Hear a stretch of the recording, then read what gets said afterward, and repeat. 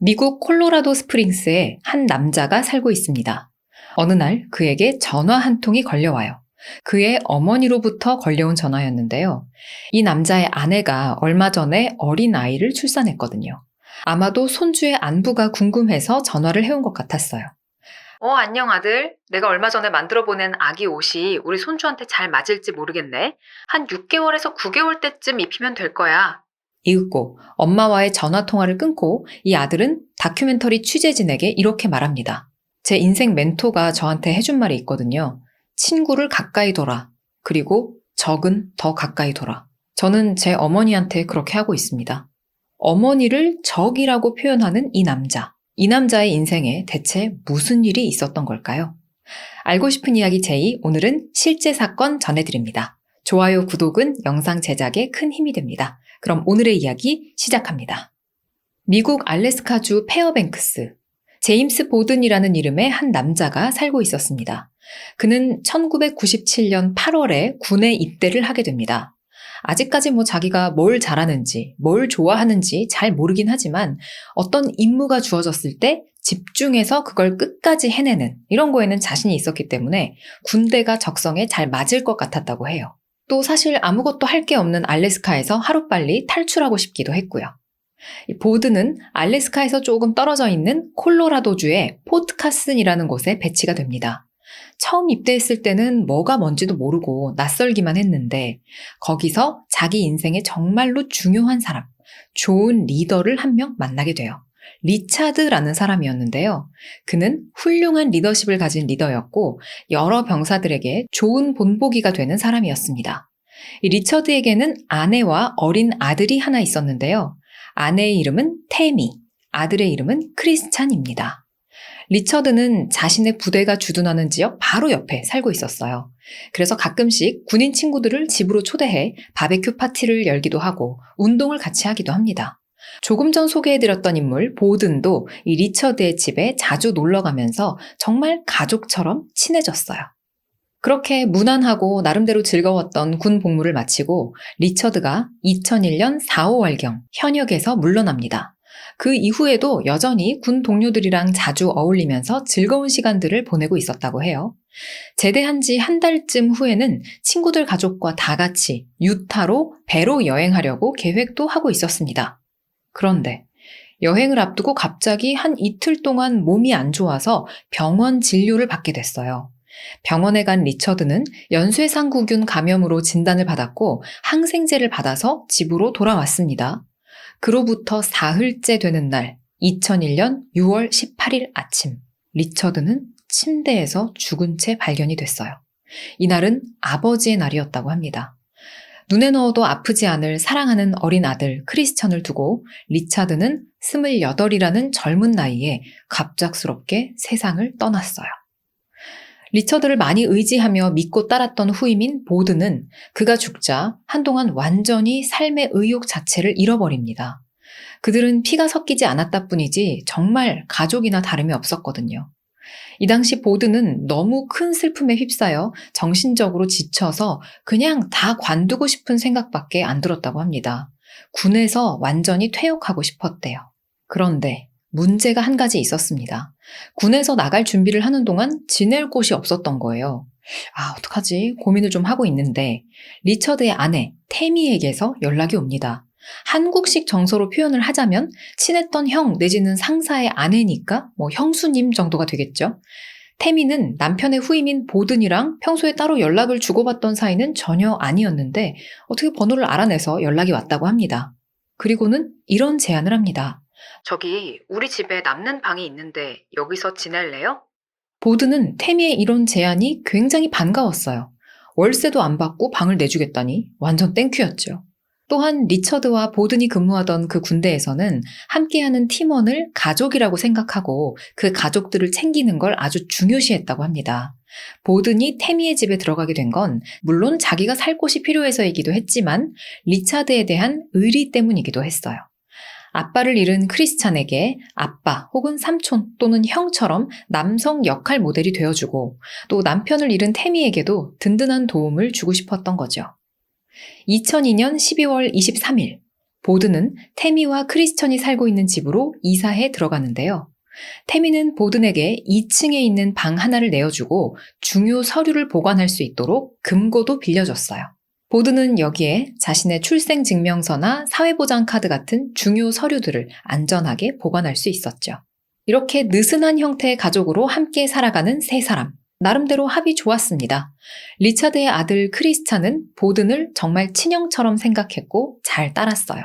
이 보든 역시 동네 어디를 가든 크리스찬을 데리고 다니면서 이 아이를 동생처럼 돌봤죠. 이 둘은 맛있는 걸 같이 사 먹고 드라이브도 하고 비디오 게임도 함께 하면서 때로는 형제처럼 때로는 부자처럼 잘 지냅니다. 이 당시에 태미는 콜로라도 스프링스의 보안관 사무실에서 긴급 출동 배차 담당자로 일을 하고 있었다고 해요. 그래서 보통 낮에는 자고 야간 근무를 많이 했답니다. 그럴 때마다 집에 있는 보든에게 크리스찬을 맡기곤 했죠.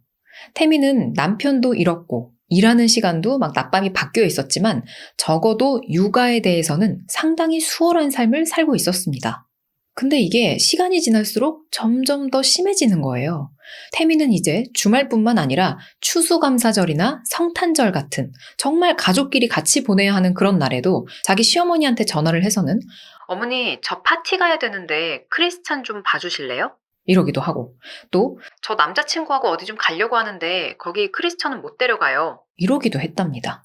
크리스찬을 신경 쓰는 건 시어머니 조이스와 이 집에 함께 살고 있던 보든뿐이었어요. 당시 도어맨으로 일하던 보든은 아침 7시에 집에 돌아오곤 했는데 퇴근을 하면 피곤한 몸을 이끌고 크리스찬한테 옷을 입혀서 학교까지 데려다 주고 또 데려오고를 대신해 줍니다. 이거는 거의 크리스찬의 형이자 베이비시터가 된 셈이었죠. 자, 그럼 이렇게 거의 아이를 공동 육아하는 수준이 된 태미와 보든.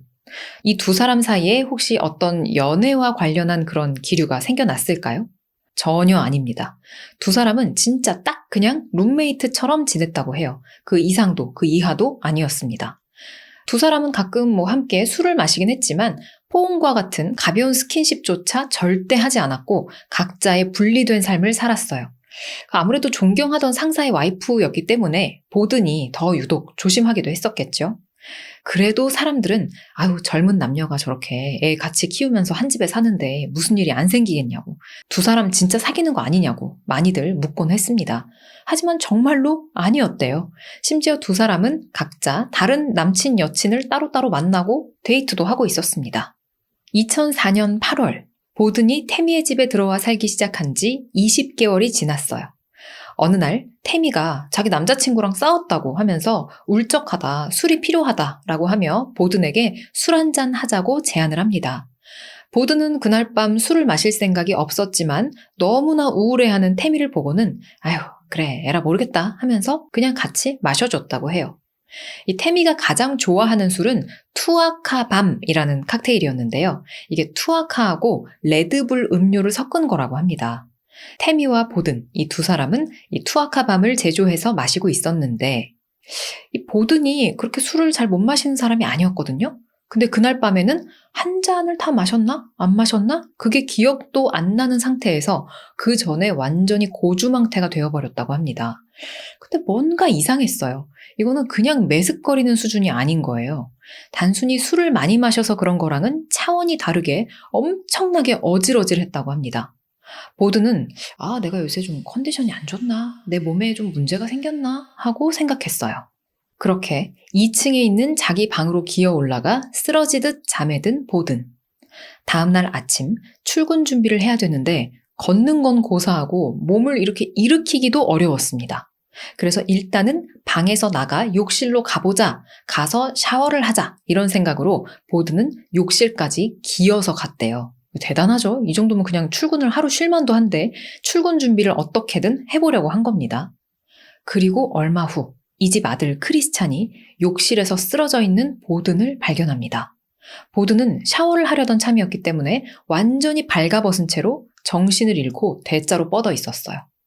그렇게 보든은 구급차에 실려 병원으로 옮겨지는데 의료진은 딱 보자마자 이 사람 약에 취했다라고 판단을 했어요. 그래서 바로 약물 검사를 합니다. 그런데 검사 결과가 불분명했어요. 이 당시 보든이 왜 이런 증상을 보였는지는 아직까지도 밝혀진 바가 없습니다. 여기까지 듣고 나면 실제 사건 많이 들으신 분들은 태미 저 여자 뭔가 이상하다 싶으시죠? 왜냐면 태미가 만들어준 술을 먹고 보든이 이렇게 쓰러진 거니까요. 근데 혹시 기억하시나요? 태미의 남편 리차드도 갑자기 아팠고 그로부터 얼마 후에 갑자기 사망했었죠. 이 태미와 리처드의 얘기를 조금 들려드리자면 이 두 사람은 만난 지 얼마 안 돼서 바로 결혼을 했습니다. 당시 리차드의 엄마인 조이스는 예비 며느리 태미와 대화를 하다가 조금 쎄한 느낌을 받았었다고 해요.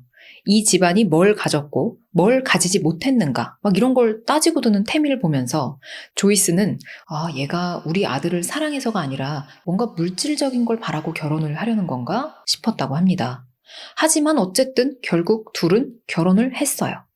리차드는 결혼 생활 내내 태미가 해달라는 건 웬만하면 다 해주고 태미가 원하는 게 있으면 어떻게 해서든 다 사줬다고 합니다. 그런데 점점 태미는 원하는 게 너무 많아졌고 리차드는 어찌할 바를 몰랐어요. 결국 이 둘 사이에 이혼 얘기가 오가게 되는데 그러고 나서 2주 후에 리차드가 몸이 안 좋아졌었던 거예요. 목이 아팠고 기침을 해서 병원에 갔는데 폐혈성 인두염으로 진단을 받았습니다. 아들 크리스찬은 아버지의 날을 맞아 카드를 만들었었는데 하필 이날 아빠 리처드는 아들의 곁을 떠났어요. 2001년 6월 리처드는 결혼 7년 차 아버지의 날에 숨을 거둡니다. 당시 태미는 시어머니한테 이 소식을 알리지도 않았어요. 시어머니는 자기 회사에 출근을 해서 직장 동료로부터 자기 아들의 사망 소식을 전해 들었다고 합니다. 황당하죠. 그리고 장례식을 치르자마자 태미는 리처드의 시신을 옮겨 그날 오후에 바로 화장을 해버립니다. 그렇게 리처드가 죽은 지 한 달 후쯤 태미는 집과 자동차들 그리고 배를 팔고 리차드의 생명보험금을 탔어요. 리차드 앞으로는 보험이 2개가 있었는데 하나는 군대를 통해 가입한 15만 달러짜리 보험, 또 다른 하나는 리차드 사망 몇 주 전에 가입한 같은 금액의 보험이었어요. 이 뒤에 숨겨진 뭔가 구린 이야기들이 있을 것 같죠? 자, 다시 보든의 이야기로 돌아와서 2005년 6월 30일 태미와 술을 마시고 병원에 실려왔었던 보든은 퇴원을 해서 다시 태미의 집으로 돌아왔습니다. 태미는 여전히 아주 즐거운 삶을 살고 있었어요. 어느 목요일 밤 술집에서 여성 고객들한테 술값을 할인해주는 이벤트가 열렸습니다. 태미랑 보든 그리고 다른 친구들이 다 같이 어울려서 외출을 했어요. 이날 태미는 또 보든이 완전히 취하도록 술을 먹입니다. 얼마 전에 술 먹고 쓰러져서 병원까지 갔으면 좀 조심하지. 보든은 또 태미가 주는 대로 그렇게 술을 다 받아 마시고는 집에 만취한 채로 돌아와서 바로 기절해서 뻗어버렸다고 합니다. 얼마나 시간이 지났을까? 곤히 자고 있던 보든이 갑자기 콜록콜록 고통스러운 기침을 내뱉기 시작합니다. 그는 연기에 숨이 막혀서 잠에서 깨어나는데요. 눈을 떠보니 집안 전체에 연기가 자욱했어요. 보드는 무거운 몸을 일으켜 계단을 기어서 1층으로 내려갑니다. 겨우겨우 현관문을 열고 나와서 그냥 마당 잔디에 냅다 쓰러져 누워버렸어요. 그리고 잠시 후 삐용 삐용 하는 소리와 함께 불빛을 번쩍이며 소방관과 경찰이 도착합니다. 자, 이날 밤에 대체 무슨 일이 있었던 걸까요? 태미의 집 2층 보든이 머무는 방에는 책상이 하나 있었는데요. 그 위에 이런저런 종이 같은 게 많이 올려져 있었다고 해요. 바로 그 종이가 있던 자리에서 불이 붙은 거였는데요. 이날 집에서 불이 나던 날 밤에 이 집 아들 크리스찬은 친구네 집에서 잤다고 합니다. 태미가 다른 집에다 맡긴 거예요. 안타깝게도 이날 화재의 원인은 명확하게 밝혀지진 않았습니다. 보든이 플레이스테이션을 켜뒀는데 그게 과열됐거나 아니면 술에 취해서 종이에다가 초를 쓰러뜨리지 않았을까 정도로만 추정됐다고 해요. 태미는 보든 저놈이 내 집을 태워먹으려고 했다라면서 엄청나게 화를 냈다고 합니다. 보든은 이날 일을 기점으로 이제 정말 태미의 얼굴을 볼 낯이 없어지고 말아요. 내가 술을 너무 많이 마시나? 필름은 또 왜 이렇게 자주 끊기지? 자책을 하면서 태민의 집에서 나와 이사를 가야겠다고 결심을 하는데요. 그는 사실 군에서 나온 이후로 우울증과 음주 문제, 외상 후 스트레스 장애 등에 관해서 상담을 받던 중이었습니다. 보드는 태미가 좋은 가족이자 형수님이자 누나이긴 하지만 술을 끊기 위해서는 그녀와 멀어져야 한다고 판단을 하고 결국 태미의 집에서 나와서 다른 친구 집으로 들어갔어요. 그렇게 2009년 6월이 됩니다. 크리스찬이 7학년이 된 그해 여름에 태미는 이번엔 웬 남자 하나랑 여자 하나를 집에 데려와서 3명이서 아주 친하게 어울리기 시작합니다. 여자의 이름은 미셸, 남자의 이름은 션이었어요. 이 두 사람은 태미의 집에 거의 눌러 앉다시피 했었는데요. 이 미셸이라는 여자는 그나마 크리스찬이랑 가끔 놀아주는 좀 상냥한 성격의 여자였지만 션은 상당히 화가 많고 공격적인 남자였어요. 태미는 이 두 사람에게 아들 크리스찬의 방을 내어줍니다. 보든이 이사 나가고 나서 태미하고 크리스찬도 방이 2개밖에 없는 아파트로 이사를 왔었거든요. 엄마랑 아들 방이 전부인데 아들 크리스찬의 방을 션이랑 미셸이 차지해버린 거죠. 크리스찬은 소파에서 자거나 엄마 방에서 엄마랑 같이 잘 수밖에 없었습니다.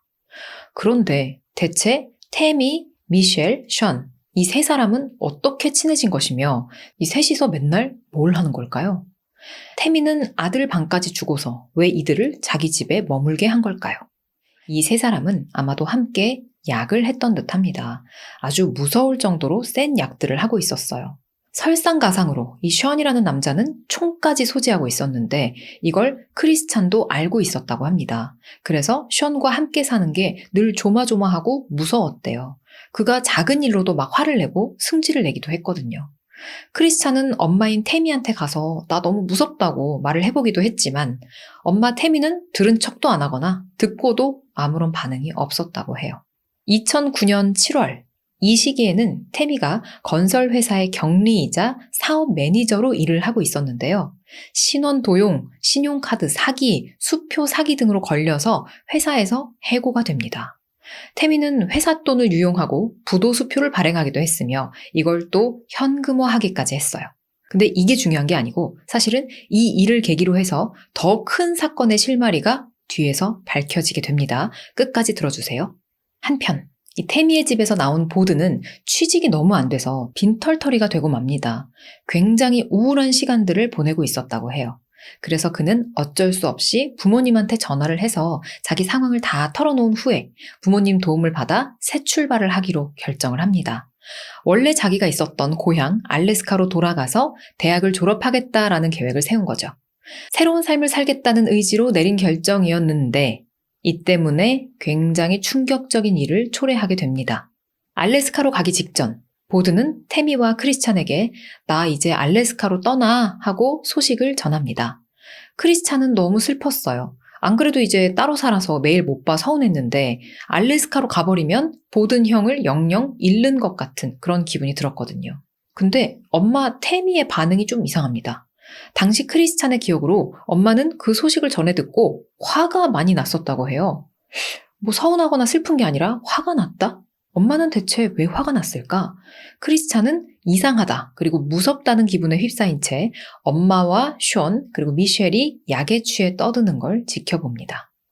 보든이 알래스카로 이사 가기 전 마지막 주말 태미는 아들 크리스찬과 친구 미셸을 데리고 보든의 아파트로 가서 이삿짐 싸는 걸 도우기 시작합니다. 짐을 다 싼 후에는 다 같이 나가서 당구를 쳤대요. 그런 후에 저녁을 먹고 보든의 아파트로 또 다 같이 와서 비디오 게임을 하며 즐거운 송별회를 마칩니다. 태미와 크리스찬은 보든에게 내일 보자 하고 인사를 하고 집으로 돌아갔어요. 다음 날 태미와 크리스찬은 알래스카행 비행기가 출발하는 덴버 공항까지 보든을 차로 같이 태워다 주면서 배웅을 하기로 했거든요. 그런데 그날 밤 보든에게는 엄청난 트라우마로 남을 만한 아주 공포스러운 일이 일어나게 되는데요. 일행들이 모두 돌아가고 보든은 잠자리에 듭니다. 그리고 한밤중 똑똑똑 누군가 문을 두드리는 노크 소리 같은 게 들려왔어요. 보드는 비몽사몽 잠에서 깨어나 문을 열려고 나가는데 이때부터 보드는 기억을 잃었습니다. 다음 날인 2009년 8월 3일 오전 8시. 이날 아침 크리스찬과 태미는 보든을 공항에 데려다 줄 예정이었죠. 태미와 크리스찬이 보든의 집 앞에 도착해서 그를 불렀지만 안에서는 아무런 인기척도 들리질 않았습니다. 태미는 차 운전석에 앉아있고 크리스찬이 내려서 보든이 사는 아파트 문을 계속 두드려보고 있었어요. 크리스찬은 처음엔 보든 형은 원래 좀 엄청 잠꾸러기니까 아직도 자고 있나 보다 라고 생각을 했대요. 그래서 엄마 태미와 번갈아가며 안에 있을 보든에게 전화도 해보는데 받지 않더랍니다. 크리스찬은 문을 더 세게 두드렸어요. 이때 엄마 태미가 크리스찬을 부릅니다. 크리스찬 이리 와. 차에 타렴. 차로 여기 한 바퀴 좀 돌아보자. 순간 크리스찬은 뭔가 알 수 없는 쎄한 느낌이 들었다고 해요. 엄마 태미가 너무 안절부절하면서 어딘가로 막 전화를 걸고 그러는 모습이 조금 이상하게 느껴졌거든요. 이렇게 두 사람은 그날 아침 보든의 집 주변만 차를 타고 빙빙 돌다가 돌아갑니다. 오후 4시. 알래스카로 돌아가는 비행기는 이미 놓쳤겠죠? 알래스카에서 아들을 기다리고 있던 보든의 어머니가 우리 아들이 연락이 안 된다 하면서 이 보든이 살고 있는 이 콜로라도주의 아파트 관리인한테 확인 좀 해달라고 드디어 부탁을 합니다. 아파트 관리인이 가서 보든의 집 현관문을 열어보는데 보이지 않아야 할 것들이 보였어요. 우선 문을 열자마자 바닥 전체에 길게 이어진 핏자국이 보였습니다. 그리고 침실에 있는 침대 위에서 의식이 오락가락하는 보든이 발견됐어요. 관리인은 당장 경찰을 불렀고 머리를 크게 다치고 피를 흘리고 있던 보든은 급히 병원으로 이송됩니다. 그는 여러 군데 골절상을 입었고 턱도 부러져 있었어요. 심지어 외상성 뇌 손상도 있었습니다. 분명히 뭔가에 때려 맞은 건데 보든은 도대체 무슨 일이 있었는지 전혀 기억하지 못했어요. 보든은 입원한 지 일주일이나 지난 후에 겨우 정신을 차립니다. 왼쪽 턱이 어마어마하게 아팠고 머리 전체적으로 큰 상처가 나 있었대요. 깜짝 놀란 보든의 부모님도 알래스카에서 이 보든이 있는 병원으로 날아옵니다. 보든은 지난밤 내내 침대에 누워서 의식을 잃었다 차렸다 했던 걸로 보였습니다. 그래서 크리스천이 아침에 와서 막 문을 두드리고 전화를 하고 했어도 그 소리를 듣지 못했거나 아니면 듣고도 아무런 반응을 할 수가 없었던 거예요. 나중에 알고 보니 보든의 아파트에서 그를 발견했던 경찰은 범죄 가능성을 전혀 고려하지 않았습니다. 그래서 수사를 위한 증거 확보라든지 서류 작업을 아예 해놓지 않았어요. 그런데요, 여러분, 이 보든의 아버지가 40년간 법 집행기관에서 일을 하신 분이라고 합니다. 그는 오랜 경력에서 나오는 그 날카로운 분석력과 직감으로 뭔가 이상하다는 걸 눈치챘어요. 아버지는 분명 이건 누가 내 아들 보든을 공격한 거다.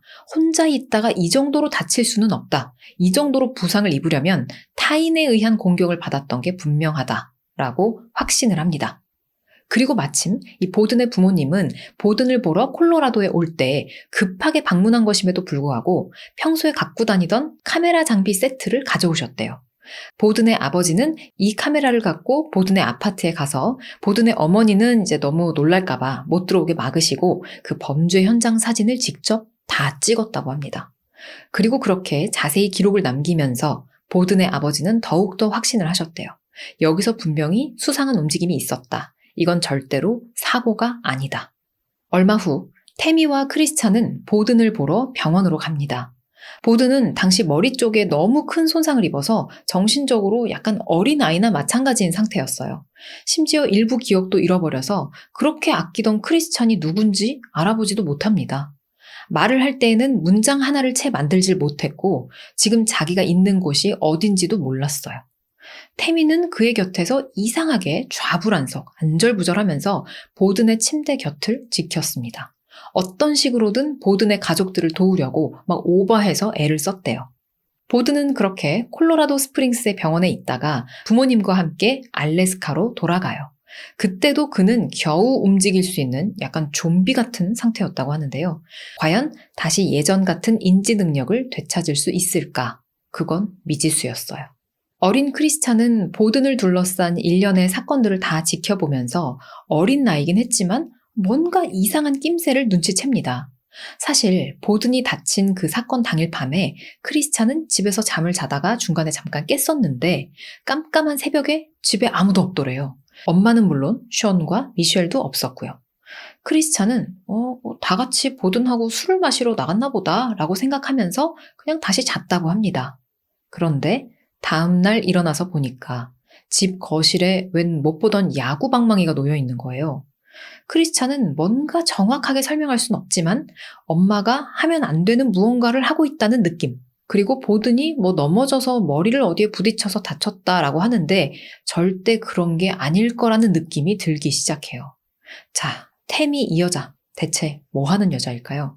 이제부터 슬슬 그 비밀이 밝혀지기 시작합니다. 태미는 사람을 굉장히 잘 조종하고 가스라이팅하는 사람이었어요. 집에 매일같이 데리고 들어왔던 그 두 사람, 션과 미셸은 원래 약물에서 헤어나오지 못하던 노숙인들이었습니다. 당연히 직업도 차도 돈도 없었죠. 태미는 이렇게 자기한테 완전히 의존할 수밖에 없는 사람 둘을 찾아서 자신만의 범죄 조직을 만든 거였어요. 그리고는 신용 도용을 하거나 돈을 빼돌리는 식으로 일을 저질렀죠. 2009년 11월 초 태미가 체포됩니다. 우선은 신원 도용과 수표 사기, 신용카드 사기 등의 혐의로 붙잡혔어요. 중요한 건 지금부터입니다. 이렇게 태미가 체포되면서 크리스찬의 양육권이 할머니 조이스에게로 넘어갔고 조이스는 그렇게 위임장을 받아서 태미의 집에 들어갈 수 있게 됐어요. 그리고 꼬박 이틀간 그 아파트를 청소했다고 합니다. 조이스는 그렇게 며느리 태미의 짐과 상자들을 정리하다가 뭔가를 발견하게 되는데요. 바로 생명보험 증서였어요. 태미가 보든 앞으로 가입한 것이었습니다. 그 두 사람은 그냥 룸메이트 관계였을 뿐인데 그 생명보험 증서를 보니까 태미는 보든을 자기 남편이라고 기입을 해놨고 보험료도 자기가 쭉 내오고 있었어요. 태미의 시어머니 조이스는 바로 이 태미의 금융사기를 수사 중이던 형사한테 전화를 해서 이 상황을 알려줍니다. 여기서부터 갑자기 사건의 양상이 급변하기 시작해요. 그냥 단순 금융범죄 정도인 줄 알았는데 이게 살인 미수로까지 뻗어나가게 생긴 거죠. 조이스가 경찰에게 제공한 정보로 인해 형사들은 이 부분을 조금 더 파보게 되고 보험회사에 연락해 보험 증서를 받아보게 됩니다. 알고 보니 태미는 인터넷으로 보든의 10년 만기 생명보험에 가입했고 그 보험금은 15만 달러였어요. 기억하시죠? 남편 리처드의 보험도 15만 달러짜리였잖아요. 이 보든의 보험 역시 태미가 100% 보험 수익자였습니다. 태미는 보든한테 서명을 요청할 필요도 없었어요. 가입 신청서에 전자 서명을 했거든요. 자, 이제 조금씩 퍼즐이 맞춰지죠. 보든이 술 먹고 막 정신을 잃고 쓰러졌던 거, 그리고 집에 막 불이 났었던 거, 태미가 자기 금고에다가 보든의 출생증명서나 사회보장카드 등을 보관해줬던 거. 이 모든 게 그저 우연한 일이 아니었던 겁니다. 태미는 보든을 이용해 보험금을 타기 위해서 그에게 자기 집에 들어와 살라고 했을 때부터 이 모든 걸 이미 염두에 두고 있었던 거예요. 태미의 시어머니 조이스는 이 보험 증서를 발견하고 나서 태미의 남자 형제, 오빠인지 남동생인지는 나오지 않는데 어쨌든 남자 형제한테 연락을 해서 태미가 털어놨다던 범죄 계획 정황까지 확보를 해둡니다. 그러니까 이 시어머니가 며느리 수사를 다 한 거예요, 진짜. 조이스의 이 같은 노력과 조사 덕분에 보든에 대한 살인미수 사건 조사가 착착 진행이 됩니다. 태미는 메스암페타민이나 GHB 같은 강한 약물을 보든의 술에 탈 계획을 미리 세웠습니다. 그리고는 자기 남자 형제한테 내 계획에 동참하면 2만 5천 달러를 주겠다고 제안도 했어요. 하지만 그가 거절하자 혼자 일을 진행합니다. 그러다 어느 날 갑자기 보든이 이제 나 알래스카로 간다 라는 얘기를 하니까 태미가 너무 당황한 거예요.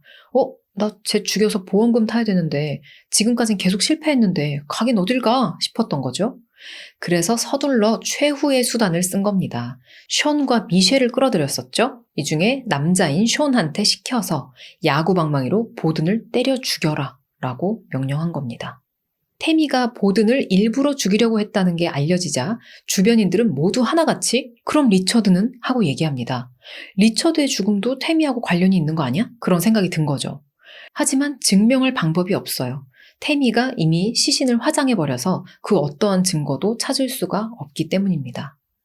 2015년 5월 13일 태미는 보든에 대한 1급 살인미수와 음모 혐의에 대해 유죄를 선고받았습니다.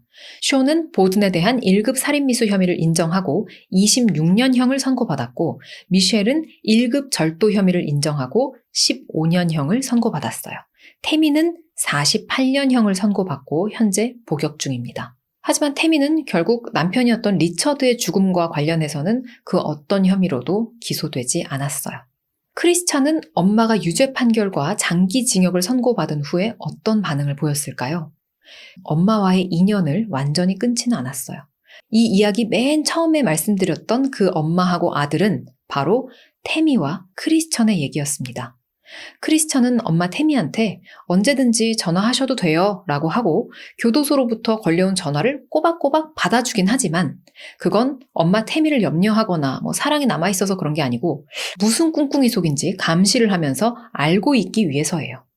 마지막으로 보드는 뇌 손상 때문에 기억의 빈 곳이 상당 부분 존재하긴 하지만 언어 치료와 물리 치료를 받고 또 본인이 평소에 좋아하던 비디오 게임을 하면서 뇌를 많이 쓰려고 노력한 결과 뇌 기능이 돌아왔다고 합니다. 2009년에 식물과 같은 상태로 알래스카에 도착을 했었는데 2010년 봄에는 대학 수업을 들을 수 있었다고 해요.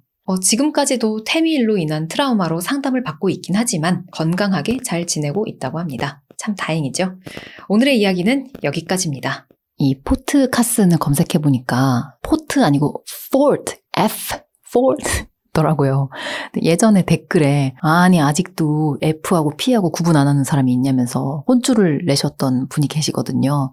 오늘 사건은 할 때 조금 신경이 쓰였습니다. 이게 fault인데 포트라고 해서 또 혼나는 거 아니야? 이런 생각을 했고 리차드, 리차드인데 리차드, 크리스천인데 막 크리스찬 이렇게 해가지고 혼나는 거 아니야? 이런 생각을 하면서 진행을 했습니다. 한국말로 하니까 한국식으로 발음하는 거 양해해 주셨으면 좋겠고 지난번 쿠키 영상에서 우리 고양이를 안 보여드렸다가 또 굉장히 서운해하시는 분들이 많아가지고 오늘은 고양이 대령이요 홀로롤롤로 보이시죠?